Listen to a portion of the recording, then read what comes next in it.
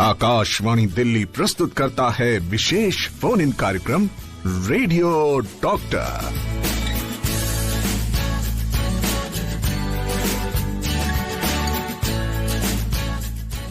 नमस्कार दोस्तों, बहुत बहुत स्वागत है आपका प्रोग्राम रेडियो डॉक्टर में। रेडियो डॉक्टर एक ऐसा प्रोग्राम जो न सिर्फ हमें स्वस्थ रहने में मदद करता है, बल्कि साथ ही साथ हमें ये भी समझाता है कि यदि कोई समस्या हमारे पास आ ही गई है तो हर समस्या का समाधान है हमारे पास।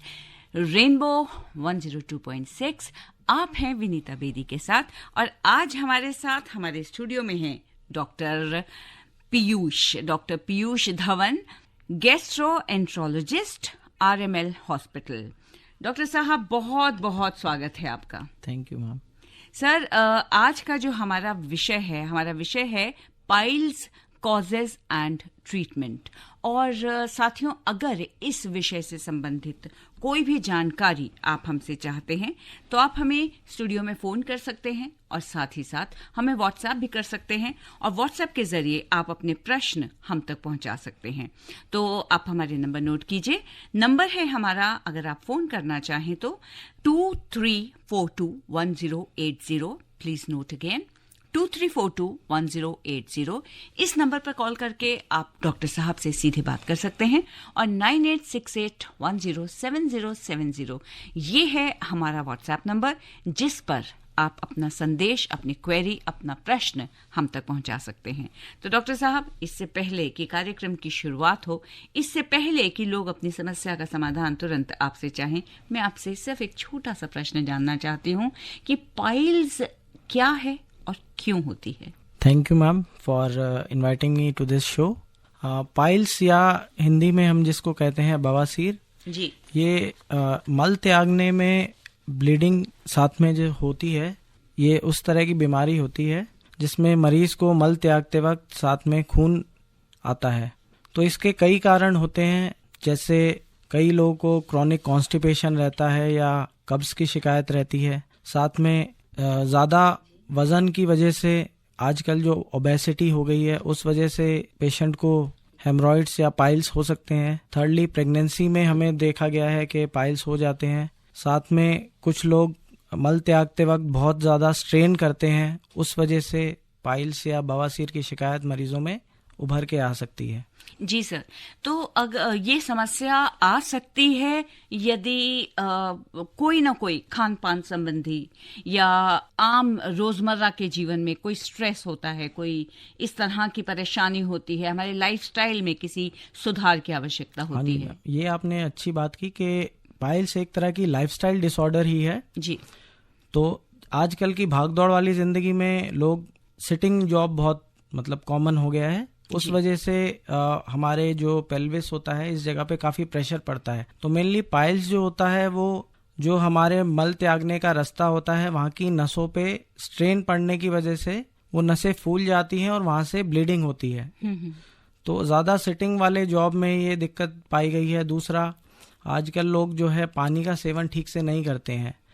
जैसा मेडिकल साइंस में कहा गया है, एटलीस्ट पेशेंट्स को नॉर्मली इंडिविजुअल को 3 से 3.5 लीटर फ्लूइड्स पर डे लेना चाहिए, जो कि आजकल लोग लेते नहीं है यूजुअली जी। थर्डली, अपने डाइट में fibrous fruits and vegetables add करना होता है, ताकि हमारा जो स्टूल रहे वो सॉफ्ट रहे, ताकि कब्ज की शिकायत ना हो पेशेंट्स को। तो कब्ज होगा तो मरीज जो है स्ट्रेन करेगा, उसकी वजह से पाइल्स की शिकायत आने का रिस्क रहता है। डॉक्टर साहब, एक हमारे एक लिसनर हैं जो हमारे साथ फोन लाइन पर जुड़े हुए हैं, तो एक बार उनसे बात कर लेते हैं। हाँ जी। हेलो जी, नमस्कार, अपना नाम बताएं सर। नमस्कार, मैं नवीन बात कर रहा हूँ, गाजियाबाद जी। डॉक्टर साहब से कुछ पूछना चाहते हैं आप? जी, नमस्कार डॉक्टर साहब। नमस्ते, हाँ जी बताइए। सर, मैं एक्चुअली, मेरी उम्र 36 के अराउंड है, और अभी 2014-15 में मुझे ये पाइल्स का इशू था, लेकिन अभी मैंने वो किया तो अभी इशू नहीं है, ऐसे ब्लीडिंग नहीं होती है। बट जो मल द्वार है वहाँ पे एक हल्का सा जैसे मांस का वो रहता है, और कभी कभी ऐसा लगता है मैं अच्छा खाना खाता हूँ, लेकिन कभी ऐसा लगता है कि मुझे मल त्याग करने में कुछ परेशानी हो रही है। यूजुअली देखा गया है जो पाइल्स होता है उस वजह से नीचे के रास्ते में जो है नसें फूल जाती हैं, तो वो जो आपको एक टैग, स्किन टैग जो फील होता है वो उस वजह से होगा, बट उससे रिलेटेड कोई दिक्कत कभी होती नहीं है। मैं यही आपको राय दूंगा कि एक तो खाने में अब थोड़ा फल का, हरी सब्जियों का सेवन ज़्यादा करें, दिन में 3 से 4 लीटर तक पानी का सेवन करें, और मेनली कॉन्स्टिपेशन ना होने दें, कब्ज की शिकायत ना रहने दें। अगर आप ये फॉलो करेंगे तो आगे चल के आपको कोई दिक्कत नहीं होगी। जी डॉक्टर साहब, ये बात तो आपने बिल्कुल सही कही है कि खान पान का बहुत प्रभाव पड़ता है हमारे जीवन पर, चाहे वो हमारे स्वस्थ रहने से संबंधित हो और या फिर उसका संबंध किसी न किसी रूप में हमारी शारीरिक क्रियाओं पर है। तो जिस तरह की लाइफस्टाइल की आजकल हम बात करते हैं, क्योंकि आप जानते हैं कि भाग दौड़ बड़ी जिंदगी है और महानगरों में विशेष रूप से काम का स्ट्रेस बहुत ज्यादा रहता है, ट्रैवलिंग का स्ट्रेस बहुत ज्यादा रहता है, ऑफिस के काम का, घर के काम का। तो इन तमाम स्ट्रेसेस के बीच में जब हम स्वस्थ रहने की बात खुद के लिए करते हैं तो बहुत से बहुत हम लोग वॉक करते हैं, हम लोग जिम चले जाते हैं, है ना। तो अब पाइल्स जैसी समस्या के लिए इस तरह के जो उपाय हैं वो कितने कारगर हैं? मैम, सबसे पहले तो जो हम ऑलरेडी डाइट लेते हैं उसमें अगर हम डेली एक फ्रूट भी ऐड कर लें तो हमारा स्टूल जो है सॉफ्ट रहेगा। मेनली हम इतना सा करने से, सेकेंडली एडिक्वेट वाटर इनटेक लेने से ही हम हमारी ये दिनचर्या जिस तरह का हमारा रहता है स्ट्रेसफुल लाइफ, अगर ये 2-3 चीज़ें हम इन्वॉल्व कर लें तो इसी से ही पाइल्स जैसी समस्या से निजात पाया जा सकता है, या ये हम इससे प्रिवेंट कर सकते हैं मेनली। जी बिल्कुल सही कहा आपने। और हमारे एक श्रोता हमारे साथ जुड़े हुए हैं, मैं उनसे आपकी बात करवाना चाहती हूँ। हेलो जी डॉक्टर साहब, मेरा आपको प्यारा भरा नमस्कार। नमस्कार। मैं लखनऊ से राजा बात कर रहा हूँ। हाँ जी, बताइए। और मैं ये पूछना चाहता हूँ खास करके कि शुरू में जब कोई लक्षण नजर आए या कोई प्रॉब्लम हमको महसूस हो तो शुरू में हम लोगों को किन बातों का ध्यान रखना है ताकि कोई जो है फ्यूचर में परेशानी ना होने पाए। कभी कभी हम लोग इसको नजरअंदाज कर देते हैं कि ऐसा ही नॉर्मल बात है, तो इसमें बात बढ़ जाती है। तो मैं ये खास कर जानना चाहूंगा क्योंकि आपसे कि क्या हमको करना चाहिए स्टार्टिंग में। हाँ जी, बहुत अच्छा आपने सवाल पूछा। जी जी। देखिए, पहली बात है, मल के रास्ते से खून आना ये एक नॉर्मल चीज नहीं है। तो कभी भी ऐसा होता है तो तुरंत आपको डॉक्टरी सलाह लेनी चाहिए तुरंत, क्योंकि मल त्यागने में खून आना सिर्फ पाइल्स की वजह से नहीं होता है, और भी कई बीमारियों की वजह से ये चीज हो सकती है। तो बीमारी का डायग्नोसिस होना, मतलब किस वजह से ये दिक्कत आ रही है, ये जल्दी से जल्दी पता लगाना बहुत जरूरी हो जाता है। अच्छा। तो अगर आपको ऐसे सिम्टम्स आते हैं तो तुरंत आपकी डॉक्टरी सलाह के आप जाइए और पता लगाइए कि ये पाइल्स की वजह से या किसी और कारण से खून आ रहा है। अच्छा डॉक्टर, कभी-कभी जो यूरिन में खून आ जाता है उससे तो कोई प्रॉब्लम तो नहीं होता है? देखिए, यूरिन का अलग रिलेटेड बीमारियां होती है जिसमें पेशाब में खून आ सकता है, तो उसके लिए अलग तरह की जांचें होती हैं। अच्छा अच्छा। हाँ जी। तो डॉक्टर साहब, इसका अर्थ ये हुआ कि जब पाइल्स यदि किसी को हो जाए तो उसमें स्टूल में ब्लड आता है, लेकिन यूरिन में ब्लड नहीं आता है। यूरिन में नहीं आता। जी जी जी। तो बहुत ही कष्टकर बीमारी है यदि किसी को पाइल्स हो जाता है। दोस्तों, अगर आप में से भी कोई जानना चाहते हैं कि पाइल्स से संबंधित कोई भी समस्या हो, उसका क्या निदान है, क्या उपचार है और कैसे पाइल्स से बचा जा सकता है, तो 23421080 इस नंबर पे आप हमें फोन कर सकते हैं। डॉक्टर साहब आपसे बात करेंगे और आपकी समस्या का निदान करेंगे। 9868107070 ये हमारा व्हाट्सएप नंबर है और इस नंबर पर आप हमसे संपर्क कर सकते हैं। मैसेज के जरिए अपनी समस्या आप हम तक पहुंचा सकते हैं। आप सुन रहे हैं विशेष फोन इन कार्यक्रम रेडियो डॉक्टर। साथियों, आप हैं प्रोग्राम रेडियो डॉक्टर में मेरे यानी कि विनीता बेदी के साथ।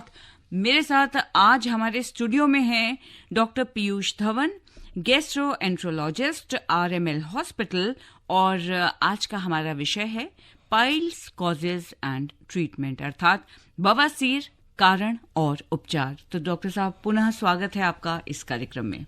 Thank you ji. डॉक्टर साहब, एक हमारे दोस्त हैं हमारे साथ फोन लाइन के जरिए जुड़े हुए हैं। हेलो। हाँ नमस्कार। जी नमस्ते। हाँ, जितेंद्र जयपुर से बोल रहा हूँ। हाँ जी जी कहिए। हाँ, अच्छा देखिए, मेरी उम्र 50 साल है। 1 साल पहले हल्का सा हमको मल करते थे, मैं हल्का सा दर्द रहता था, कोई ब्लड नहीं आता था। मैंने होम्योपैथिक में दिखाया तो काफी आराम हमको हो गया। अब मैं दवा नहीं खाता हूँ। आपने जो बताया और लिक्विड चीज खाने का, वो बिल्कुल सही है। तो मैं ये पूछना हो सकता है, अगर एलियोपैथिक में दिखाना हो तो गवर्नमेंट हॉस्पिटल में किस डिपार्टमेंट में दिखाना चाहिए इसको, और दूसरा किससे अभी हमको बहुत आराम है तो हम किस तरह का लाइफ स्टाइल पालन करें? उम्र 50 साल है। देखिए, अगर आपको मल त्यागने में खून की शिकायत होती है तो प्राइमरीली आप सर्जरी डिपार्टमेंट में या गैस्ट्रोएंट्रोलॉजी डिपार्टमेंट में दिखा सकते हैं। सेकेंडली आपने लाइफस्टाइल का पूछा, तो लाइफस्टाइल का मतलब यही रहता है कि खाने में बैलेंस डाइट लेना, फल इत्यादि का सेवन अच्छे से करना। सेकेंडली आपको डेली आधे से 1 घंटा एक्सरसाइज या योगा किसी भी तरह के व्यायाम के लिए देना है। पानी इत्यादि का अच्छे से सेवन करना है और अपना काम के साथ साथ फैमिली के साथ भी अच्छा टाइम स्पेंड करना है। तो ये एक ओवरऑल हेल्थ की डेफिनेशन होती है, फिजिकल और मेंटल वेलबींग। नहीं, ब्लड नहीं आता है। ब्लड नहीं आता है तो अभी कुछ नहीं करना है आपने, बस अपना हेल्दी लाइफस्टाइल आप कंटिन्यू कीजिए, बाकी कोई समस्या नहीं। डॉक्टर साहब, हेल्दी लाइफस्टाइल कंटिन्यू करना, ये आपने बहुत अच्छी बात कही है, लेकिन जो रोजमर्रा का प्रेशर हम लोगों पर होता है, उसके साथ ये लाइफस्टाइल, वो भी हेल्दी, ये मेंटेन करना आसान होता है क्या? मैम, अगर हम एक्स्ट्रा स्ट्रेस ले सकते हैं काम को पूरा करने के लिए, थोड़ा हम एक्स्ट्रा एफर्ट अपने हेल्थ की तरफ भी दे सकते हैं। ज़्यादा कुछ नहीं करना होता। मॉर्निंग में आप अगर 15 मिनट्स भी निकाल रहे हैं जस्ट वॉकिंग में के लिए ही, तो एक ब्रिस्क वॉकिंग जिसे हम कहते हैं, पेशेंट्स को हम एडवाइस करते हैं। हम कोई हैवी एक्सरसाइज या जिम जाना, ये कुछ एडवाइस नहीं करते हैं। मेनली आपको अपनी जो नॉर्मल स्पीड है उस पर डेली ½ एन आवर देना है वॉक करने के लिए। जी जी। अगर आप डेली हफ्ते में 5 डेज ऐसा कर रहे हैं तो आप एडिक्वेट एक्सरसाइज कर रहे हैं। अच्छा, एक हमारे पास संदेश आया है व्हाट्सएप पर अनूप कुमार का, रांची से। उन्होंने अपनी उम्र बताई है 54 साल, 54 इयर्स। उन्हें पिछले 19 साल से पाइल्स है, और साथ ही उन्होंने ये बताया है कि कृपया बीपी, शुगर, वेट, ये सब समस्याओं के साथ हैवीनेस भी उन्हें फील होती है जब वो चलते हैं, और पाइल्स तो है ही, तो इसकी क्या रिकवरी हो सकती है?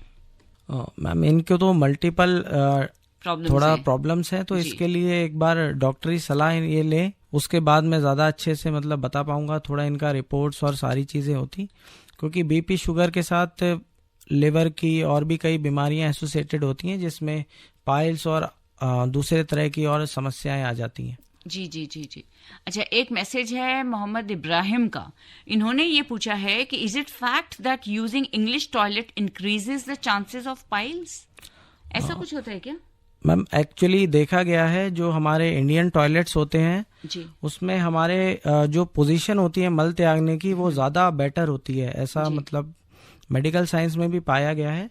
तो उसमें हमें कम स्ट्रेन करना पड़ता है, जिस वजह से पाइल्स की समस्या कम होती है। बट वेस्टर्न टॉयलेट्स में हमारी मल त्यागने की पोजीशन इस तरह से बनती है कि उसमें ऑलरेडी हमें थोड़ा स्ट्रेन देना पड़ता है। तो थोड़ा बहुत इसमें हम कह सकते हैं वो एक रिस्क फैक्टर है कि पाइल्स होने का उसमें ज्यादा चांसेस रहते हैं। अच्छा, दोनों ही तरह के जो सीट्स होती हैं, चाहे वो इंडियन हो चाहे वेस्टर्न हो, दोनों में अपनी अपनी तरह की समस्या होती है। जैसे जिन लोगों को घुटने की समस्या है या पीठ की समस्या है, उन्हें नीचे बैठने की इजाजत नहीं दी जाती, तो उन्हें वेस्टर्न टॉयलेट यूज करना पड़ता है। लेकिन दूसरी ओर इंडियन टॉयलेट यदि स्वस्थ हैं और बैठ सकते हैं और घुटनों पे जोर दे सकते हैं, तो उन्हें इंडियन टॉयलेट यूज करना रेकमेंड किया जाता है। जी, हमारे एक श्रोता हैं मनोहर लाल गांधी, चाणक्य चौक, गाजियाबाद से। उन्होंने ये मैसेज भेजा है। उन्होंने पूछा है कि पाइल्स का ऑपरेशन करने के बाद मरीज कितने दिन में ठीक हो जाता है, और क्या इसमें दर्द असहनीय होता है? ऑपरेशन के बाद दोबारा पाइल्स पनप सकता है क्या, और दवाएं इसमें कितनी कारगर हैं? क्या बवासीर दवाओं से ठीक हो सकती है? बहुत सारे प्रश्न उन्होंने एक साथ पूछे हैं। एक्चुअली इन्होंने सारा कुछ ट्रीटमेंट एक ही साथ पूछ लिया है। तो पाइल्स के भी एक्चुअली कई ग्रेडिंग्स होते हैं जी। तो ग्रेडिंग्स में ग्रेड 1 और 2 इज के जो पाइल्स बने हैं वो अभी तक इतने बड़े नहीं हैं कि हमारे मल त्यागने के रास्ते से बाहर आए। तो ग्रेड 3 और 4 के जो पाइल्स होते हैं उसमें मल त्यागने के रास्ते से जो स्किन टैग्स हैं या पाइल्स के गुच्छे हैं वो बाहर आने लग जाते हैं। तो सर्जिकल ट्रीटमेंट जो है ग्रेड 3 और 4 में रिकमेंडेड होता है, वो भी तब जब इनिशियल हम दवाइयों से इसको ठीक करने की कोशिश करते हैं। अगर उससे नहीं हो पाता है ओनली देन सर्जिकल मैनेजमेंट किया जाता है। एंड जैसा इन्होंने बोला इसमें पेन होता है, तो ड्यूरिंग सर्जरी तो एनेस्थीसिया के अंडर लोकल एनेस्थीसिया में इसकी सर्जरी होती है, तो एज सच ज़्यादा पेन नहीं होता है एंड पोस्ट सर्जिकल रिकवरी भी फास्ट रहती है। बट अगर पोस्ट सर्जिकली पेशेंट वापस से ही कॉन्स्टिपेशन की तरफ चला जाए या वापस से स्टूल में स्ट्रेन करने लगे, वापस वही पुरानी हैबिट्स अपना ले, तो उससे पाइल्स जो है सर्जरी के बाद दोबारा पनप सकती है। जी, अच्छा, तो आपकी ये बात सुनकर जो बात मुझे समझ में आई है डॉक्टर साहब, वो ये है कि कॉन्स्टिपेशन पाइल्स का सबसे बड़ा शत्रु है, मतलब होने के चांसेस रहते हैं। यदि कॉन्स्टिपेशन है तो पाइल्स होने की संभावना रहती है। और दूसरी बात ये कि यदि हमारा लाइफस्टाइल बहुत ठीक नहीं है, हम अपने लाइफस्टाइल में रेगुलर एक्सरसाइज या वॉक इत्यादि को शामिल नहीं करते, तो पाइल्स होने की संभावना होती है। और तीसरा जो सबसे प्रमुख कारण है वो पानी कम पीना है। यानी यदि हम पानी कम पीते हैं तो भी हमें इस तरह की समस्या का सामना करना पड़ सकता है। तो हमारे वो तमाम दोस्त जो हमसे ये पूछ रहे हैं कि क्यों होता है पाइल्स, उन्हें आई होप ये तीनों ही कारण समझ में आ गए होंगे। इनके अलावा कोई अन्य कारण तो नहीं है ना? अन्य कारण मैम यही है, वजन ज्यादा होना, बाकी कुछ लिवर की समस्याएं होती हैं, उसमें पाइल्स की शिकायत देखने को मिली है जी। सेकेंडली प्रेगनेंसी के बाद जो वेट पुट ऑन होता है उस वजह से भी पाइल्स बन जाता है। जी जी। अच्छा, एक और संदेश हम लेते हैं। रुद्र प्रताप का संदेश है उड़ीसा से। उन्होंने कहा है कि प्रिवेंटिव मेजर्स पाइल्स के लिए क्या हैं? मैम, प्रिवेंटिव मेजर्स ही हम इससे पहले कई बार डिस्कस कर चुके हैं। मेनली यही है कि कब्ज ना रहने दें, एडिक्वेट व्यायाम करें, एडिक्वेट फ्लूइड्स और फ्रूट्स यानी फाइब्रस फ्रूट्स, फाइब्रस डाइट अपनी डाइट में इंक्लूड करें। और यदि आपके मल में खून आने की समस्या आपको स्टार्ट होती है तो तुरंत डॉक्टरी सलाह लें, क्योंकि सिर्फ पाइल्स की वजह से ही ये नहीं होता है, और भी कई बीमारियां होती हैं जिसमें मल में खून आने की समस्या हो जाती है। तो सबसे पहले आप जल्द से जल्द इसकी डायग्नोसिस कराएं कि ये पाइल्स की वजह से ही हो रहा है या और किसी बीमारी की वजह से ना हो। क्योंकि देखा गया है कई लोग बाहर बिना चेकअप के ही डॉक्टर्स के पास जाते हैं और वो पाइल्स का ट्रीटमेंट स्टार्ट कर देते हैं, बट उन पेशेंट्स को जो है आराम नहीं मिल पाता है, क्योंकि जो ब्लड आता है वो किसी और कारण से आ रहा होता है। तो फर्स्ट ऑफ ऑल मैं यही सलाह दूंगा कि सबसे पहले आप डॉक्टर को दिखा के डायग्नोसिस कराएं कि ये पाइल्स ही है या और कुछ। जी, डायग्नोसिस करवाना बहुत जरूरी है। केवल सुनी सुनाई बातों पे यकीन करके कोई भी ट्रीटमेंट शुरू नहीं करना। दोस्तों, आज रेडियो डॉक्टर में जो हमारा विषय है वो है पाइल्स, इसके कॉजेस और ट्रीटमेंट, अर्थात बवासीर, इसके कारण और इसका उपचार। और इस संबंध में आज हमारे साथ हैं doctor Piyush Dhawan, gastroenterologist, RML hospital.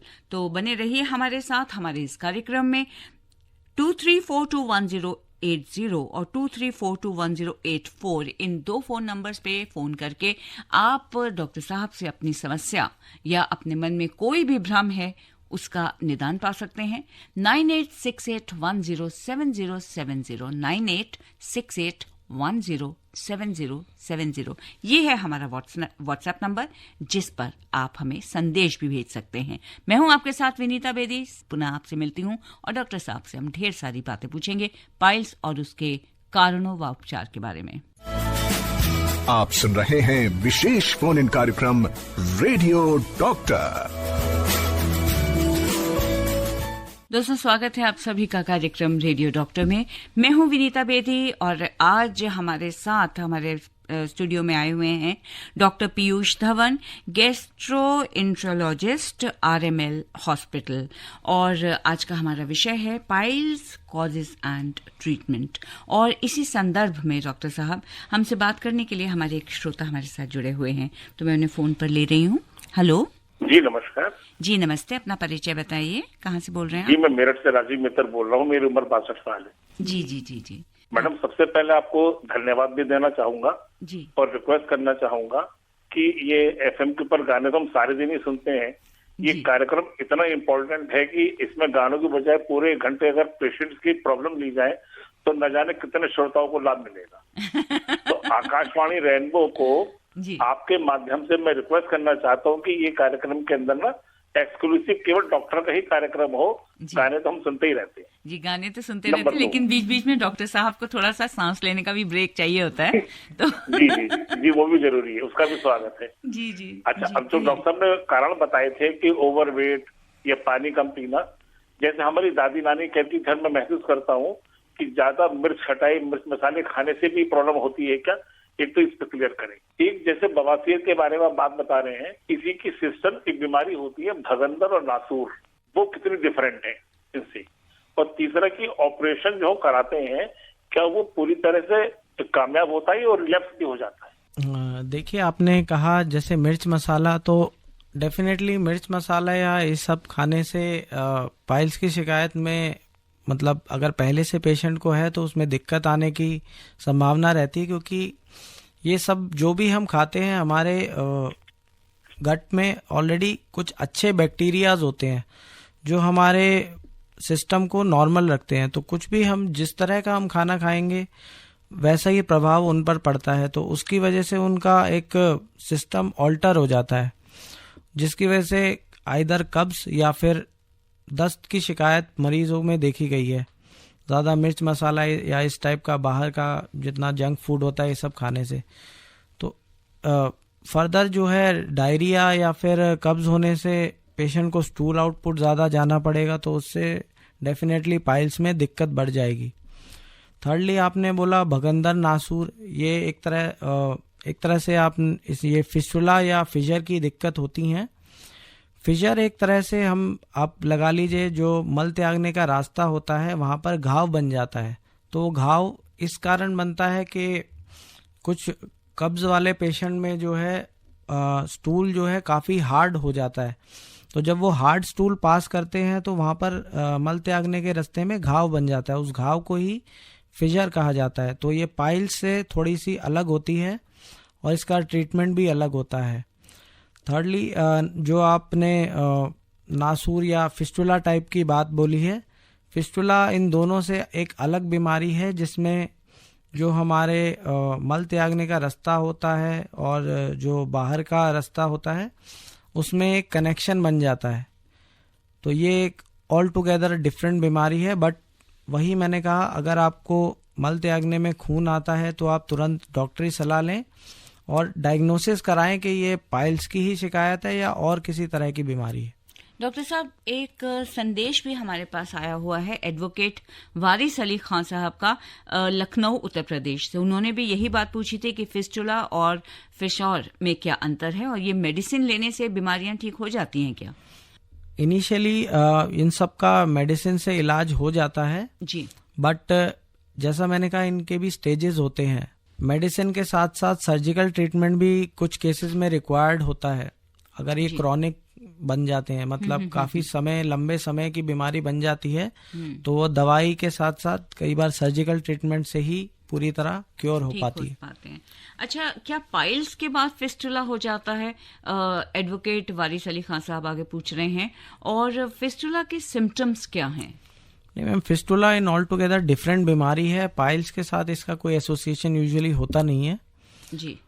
Fistula में देखा गया है कि जो हमारे मल त्यागने का रास्ता होता है उसके अलावा जो हमारा पीछे का रास्ता होता है वहाँ पर और एक दो ओपनिंग्स ऐसी बन जाती हैं जहाँ से पस आना या ब्लीडिंग होना या कई बार देखा गया है कि मल का निकलना, ये सारी चीज़ें एसोसिएटेड हो जाती हैं जी। आदिल कमर साहब पूछ रहे हैं गुन्नौर से। उन्होंने कहा मैंने सुना है कि मर्ज जो है ये खानदानी भी होता है, क्या ये बात सच है? नहीं, ये एज सच फैमिलियल टाइप की बीमारी नहीं है, ये एक तरह का लाइफस्टाइल डिसऑर्डर ही है। तो उनका बेटा है 34 साल का, उसे भी बवासीर हो गई थी, खून आता था और उसकी उन्होंने सर्जरी करवा दी और वो पूछ रहे हैं कि अब आगे तो कोई खतरा नहीं है ना, यानी इस तरह की समस्या क्या दोबारा तो नहीं होती है? पोस्ट सर्जिकली वापस होने की समस्या, ये रिस्क होता है पेशेंट में, बट बहुत कम होता है अगर हेल्दी लाइफस्टाइल और जो भी उनके डॉक्टर्स ने उनको सलाह दी होगी, जिस तरह से खाना पीना करना है, जो भी परहेज करने हैं, अगर वो ये सब फॉलो करें तो वापस होने का रिस्क मिनिमम ही होता है इसमें। जी, एक बहुत महत्वपूर्ण संदेश आया है दीपिका का दिल्ली से। उन्होंने ये पूछा है कि I have been advised for a colonoscopy to be done tomorrow, is it painful? आगे उन्होंने अपने पूरे सिम्टम्स बताए हैं कि इन्हें कुछ टिंगलिंग पेन थी एनल रीजन में with prolonged constipation earlier. She has been through a surgery in which gallbladder was taken out due to stones 2 years back. No bleeding ever since and no severe pain. But अब क्या उन्हें ये जो colonoscopy है या एंट्रोस्कोपी है ये करवानी चाहिए? मैम, इनके सिम्टम्स के हिसाब से अगर डॉक्टर जिन्होंने भी इनको देखा होगा, अगर उन्होंने एडवाइस किया तो कुछ सोच के ही एडवाइस किया होगा.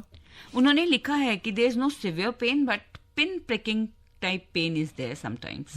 मैम, इन्होंने कई बार जैसे इन्होंने बोला कि इनको क्रॉनिक कॉन्स्टिपेशन है जी, तो समटाइम्स हमारे जो इनको पेन रहता है, कई बार अल्सर्स की शिकायत होती है, तो उसके लिए हम कोलोनोस्कोपी यूजुअली करते हैं, देखने के लिए कोई अल्सरेशन या अंदर और कोई समस्या तो नहीं है.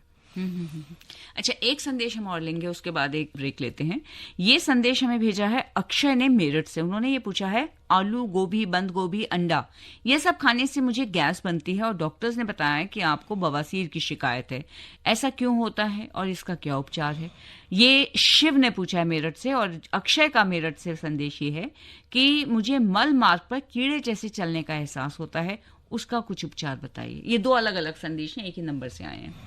मेनली मैम इसमें एक बार इनको जैसे एक बार ये चेकअप कराएं डॉक्टर से. एक प्रोक्टोस्कोपी करके चेकअप होता है जी, जिसमें मल त्यागने के रास्ते का और थोड़ा आंतों का चेकअप किया जाता है कि पेशेंट को एसोसिएटेड पाइल्स या और किसी तरह की समस्या ना हो जी. अगर कुछ समस्या आती है तो उसके अकॉर्डिंग फिर पेशेंट को ट्रीटमेंट दिया जाता है. तो मैं इनको यही सलाह दूंगा, एक बार डॉक्टर को दिखाएं और अपना उपचार कराएं.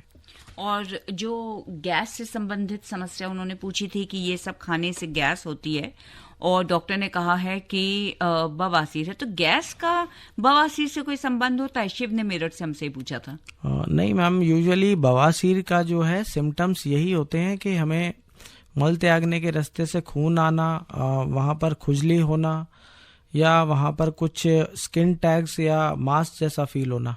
तो मतलब गैस का इससे कोई संबंध नहीं है. तो आपको पुनः किसी अन्य डॉक्टर से एक सेकंड ओपिनियन जरूर लेनी चाहिए शिव. और उसके बाद अगर आपको संतुष्टि नहीं होती है तब आपको किसी हॉस्पिटल में दिखाना चाहिए, ऐसा मुझे लगता है. एक छोटा सा ब्रेक लेते हैं दोस्तों और उसके बाद पुनः बात करेंगे डॉक्टर पीयूष से. आप सुन रहे हैं विशेष फोन इन कार्यक्रम रेडियो डॉक्टर. आकाशवाणी रेनबो, दिल से दिल तक. आप स्वस्थ रहें, आप प्रसन्न रहें, ये हम सभी की ख्वाहिश रहती है. और इसीलिए रेडियो डॉक्टर कार्यक्रम में आज आपसे मुलाकात के लिए आए हैं doctor Piyush Dhawan, gastroenterologist from RML hospital. और आज का हमारा टॉपिक है पाइल्स, कॉजेज एंड ट्रीटमेंट. तो डॉक्टर साहब, सबसे पहले तो पुनः आपका स्वागत करती हूँ इस कार्यक्रम में. Thank you ma'am. और ये जो हमारा अब लास्ट सेगमेंट है जिसमें हम कुछ एक प्रश्न लेंगे और कुछ श्रोताओं से बात करेंगे. तो डॉक्टर साहब, एक बात तो आप ये बताइए, जो लगातार कई श्रोता हमसे पूछ भी चुके हैं कि जब भी कभी पाइल्स होती है और कभी भी मल त्यागते हुए खून निकलता है, तो क्या वो दर्द भी होता है या केवल ब्लड ही आता है? पाइल्स भी दो तरह के होते हैं, एक इंटरनल पाइल्स और एक एक्सटर्नल पाइल्स. जो इंटरनल पाइल्स होते हैं उसमें पेशेंट को यूजुअली पेन फील नहीं होता है, और जो एक्सटर्नल पाइल्स होते हैं उसमें ब्लीडिंग के साथ साथ पेशेंट को पेन और खुजली होना फील हो सकता है. तो ये दोनों ही चीजें एसोसिएटेड रह सकती हैं दो तरह के पाइल्स में. डॉक्टर साहब, हमारे एक श्रोता जुड़े हुए हैं, हम उनसे बात करते हैं पहले and then will continue with this conversation. Hello. Hello जी, नमस्ते. मैडम विनीता वेदी को जियानो कहना जी. और डॉक्टर साहब को भी नमस्कार. नमस्कार जी. डॉक्टर साहब, मैं नालायक राजेंद्र अनाथ दिल्ली 15 नियर पंचायत विभाग से निवेदन कर रहा हूँ सर। हाँ जी, बताइए। हाँ सर, मेरे को ना 2004 में पाइल्स हुई थी। ओके। और वो पाइल्स जो थी वो मुझे ब्लड तो खैर नहीं आता था, पर मुझे बैक में प्रॉब्लम होती, तो मैंने उसका होम्योपैथिक ट्रीटमेंट लिया तो मुझे आराम आ गया। पर उसके बाद हुआ ये कि फिर मुझे ना जो है वो स्टूल में ब्लड आने लगा, तो फिर मैंने इंजेक्शन लिया सर। तो मैं जानना चाहता हूँ कि इंजेक्शन से अभी तक तो खैर मुझे ऐसी कोई प्रॉब्लम नहीं है, सिर्फ गैस होती है पेट में या पेट में गर्मी हो जाती है। तो मैं जानना चाहता हूँ कि ये जो इंजेक्शन लिया है मैंने, ये उसका सॉल्यूशन है या ऑपरेशन ही करवाना पड़ेगा? नहीं, अभी आपने बताया कि आपको कुछ ब्लीडिंग वगैरह कुछ नहीं होती है, तो आगे कुछ करने की जरूरत नहीं है। और दूसरी बात, एक तो पहले आप डॉक्टर से मिलके एक कोलोनोस्कोपी या प्रोक्टोस्कोपी जैसा मैंने बताया, ये दो एक जांचें होती हैं जिससे हम कैमरा डाल के अंदर रास्ते में देखते हैं कि पाइल्स है या और कुछ है। तो उस तरह से आप डायग्नोसिस एक बार करवाते, तब हम ज़्यादा बेटर तरीके से बता पाते कि इंजेक्शन लगाने से या कुछ सॉल्यूशन निकल भी पाएगा या नहीं।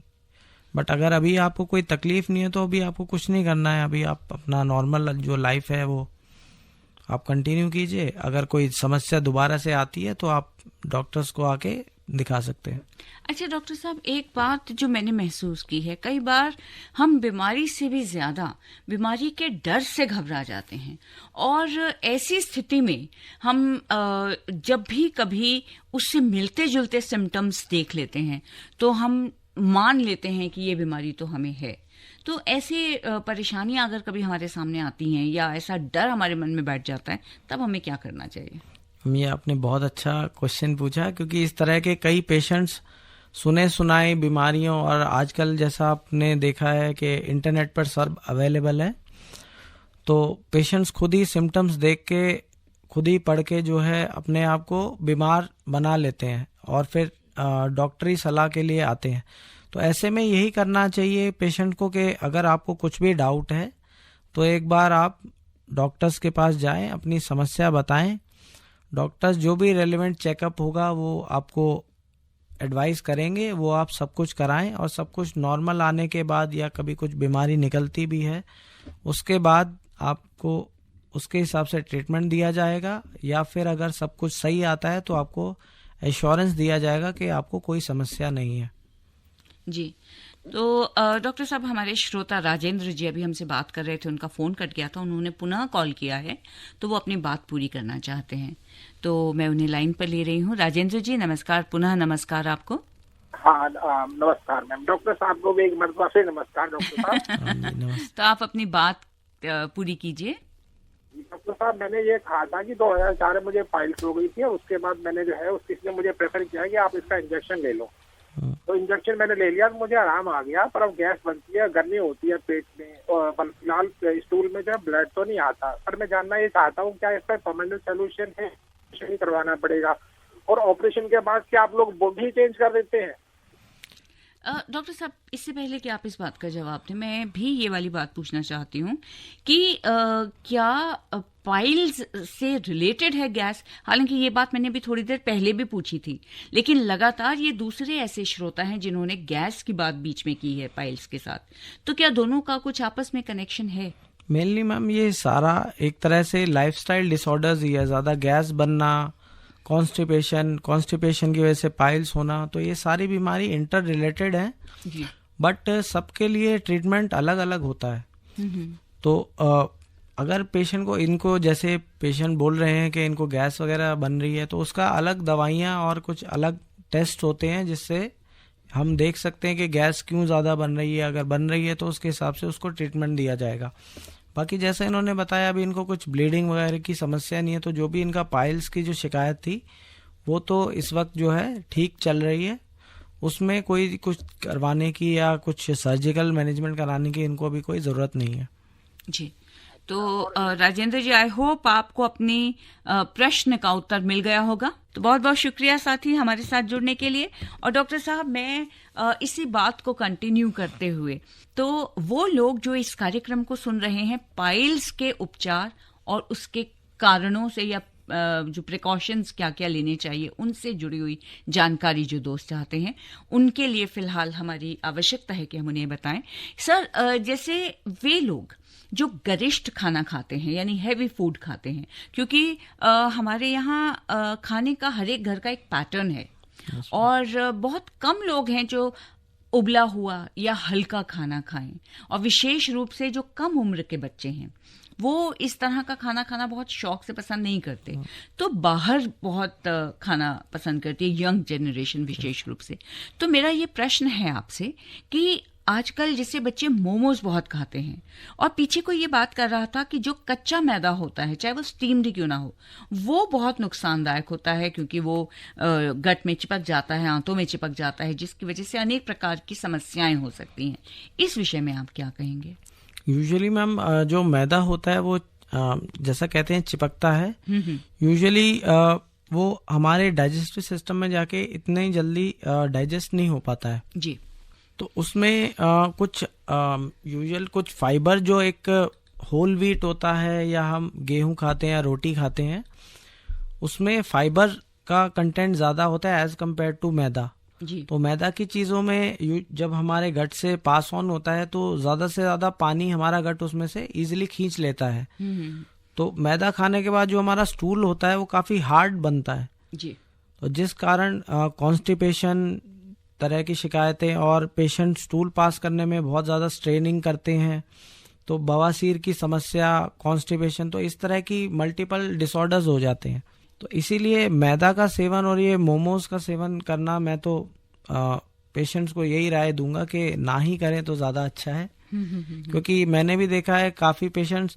और सेकेंडली देखा गया जो मोमोज में जो ये रोड साइड्स स्टॉल्स होते हैं, इसके जो फिलिंग्स होती हैं वो भी साफ सुथरी या क्या होती हैं, सब्जी नहीं होती, बिल्कुल हाइजीनिक नहीं होती हैं, उससे इन्फेक्शंस और कई तरह के और समस्याएं भी हमने देखी गई है। तो डॉक्टर साहब, आखिरी प्रश्न आज का, हमारे एक साथी डॉक्टर राकेश जुड़े हुए हैं हमारे साथ। उन्होंने ये कहा है कि मुझे स्टूल पास करते हुए कई बार जलन होती है, हालांकि कभी खून नहीं निकला, लेकिन इसका कोई इलाज है क्या? एक बार मैं इनको यही सलाह दूंगा, एक बार ये डॉक्टर्स के पास या गैस्ट्रोएंटरोलॉजिस्ट के पास जाके एक सिग्मोइडोस्कोपी करवाएं, जिससे हम देख पाएं जो जलन इनको हो रही है क्या कुछ लैट्रिन के रास्ते में या कहीं इनके कोई अल्सर वगैरह ना मिले या पाइल्स की स्टार्टिंग स्टेज ना डेवलप हो रही हो जी। उसके अकॉर्डिंग इसका ट्रीटमेंट हो पाएगा। नहीं तो अगर ये सब कुछ नहीं आता है तो कुछ यूजुअल टेस्ट होते हैं वो हम करवाते हैं।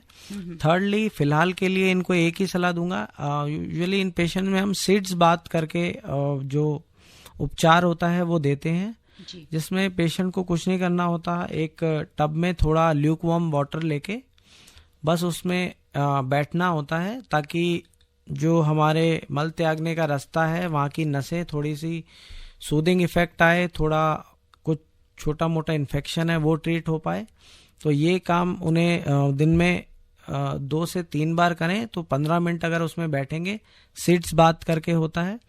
इंटरनेट पे आप इसके बारे में पढ़ सकते हैं या वीडियोस भी मिल जाती हैं आजकल यूट्यूब पे, तो इतना करने से भी काफ़ी इसमें रिलीफ मिलता है।